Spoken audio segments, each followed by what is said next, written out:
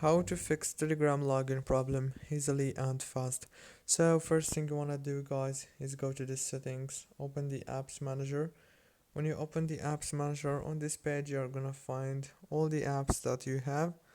So all what you want to do is wait a few seconds, scroll until you find Telegram and click on it. First stop the app right here and then go to the storage, click on clear cache, go back again, click on this power users details, disable the power consumption alert like that, and then click down here on force stop to stop the app.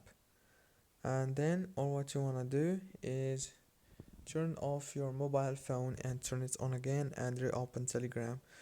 Don't forget to like and subscribe.